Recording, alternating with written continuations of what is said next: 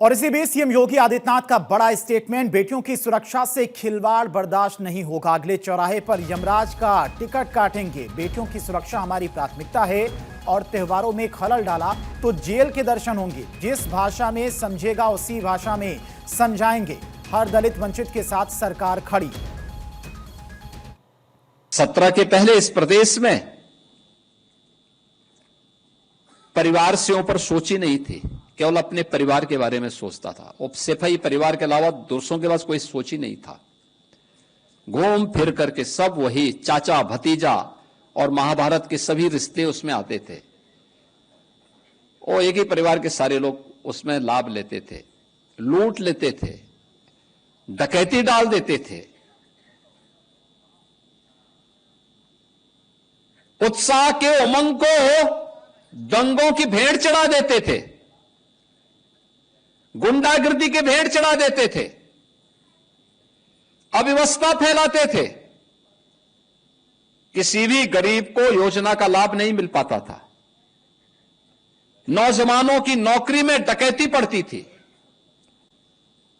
विकास के कार्यों के पैसे में छीना झपटी होती थी। गरीब को इसका लाभ नहीं मिल पाता था। परिणाम क्या होता था? प्रदेश पर्व और त्योहार भी नहीं मना पाता था। प्रदेश के अंदर गरीब तबाह होता था, नौजवान पलायन करता था।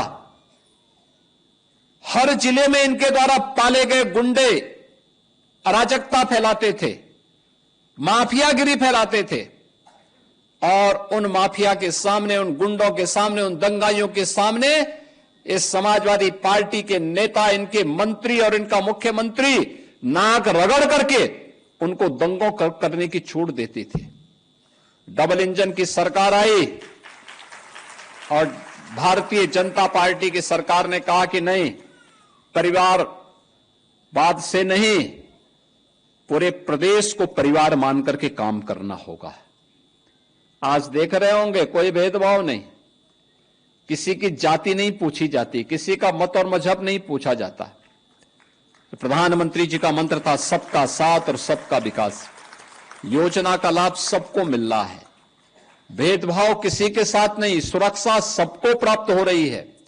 और सरकार की तो पहले से ही घोषणा है कि अगर बेटी की सुरक्षा के साथ खिलवाड़ किया तो तय मानिए कि अगले चौराहे पर यमराज टिकट काटने के लिए खड़ा होगा, छोड़ेगा नहीं। अगर किसी को यमराज से टिकट कटवाना हो तो किसी राह चलती हुई बेटी के साथ छेड़खानी करके दिखा ले। और यह केवल प्रदेश कर सकता, उत्तर प्रदेश सरकार कर सकती है। और ये हमारी वचनबद्धता भी है कि हर बेटी को सुरक्षा देंगे, हर राहगीर को सुरक्षा देंगे, हर व्यापारी को सुरक्षा देंगे, हर नौजवान के हाथ को काम देंगे, हर गरीब को उसका हक देंगे, हर वंचित के साथ सरकार खड़ी होगी, हर दलित के साथ सरकार खड़ी होगी, उसके साथ कोई अन्याय नहीं होने देंगे। और उत्साह और उमंग के त्योहार में किसी ने रंग में भंग डालने का काम किया, किसी ने व्यवधान डालने का काम किया, तो जेल की सलाखें उसका इंतजार कर रही होंगी। और कोई भी होगा उसको अंदर ठूंसने में बहुत देर नहीं लगेगी।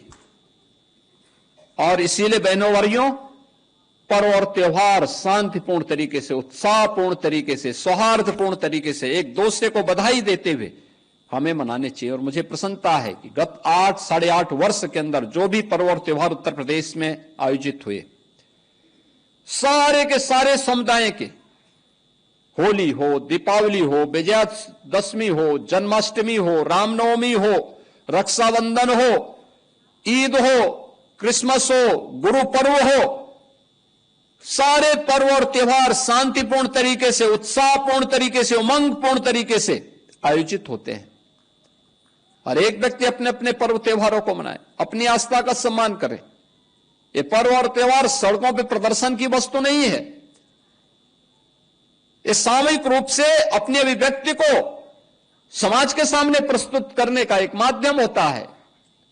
लोग एक दूसरे से गले मिलें, सामूहिक रूप से विकास की प्रक्रिया का हिस्सा बने, अपने परिवार की खुशी को अपने समाज के साथ, समाज की खुशी के साथ प्रदेश के साथ, प्रदेश की खुशी को देश के साथ आपस में शेयर करते हुए हम आगे बढ़े। यही पर्व और त्योहार के पीछे का उद्देश्य होता है। अब वह भाव नहीं, अब ये वो सरकार नहीं है जो दंगाइयों के सामने घुटना टेकती हो।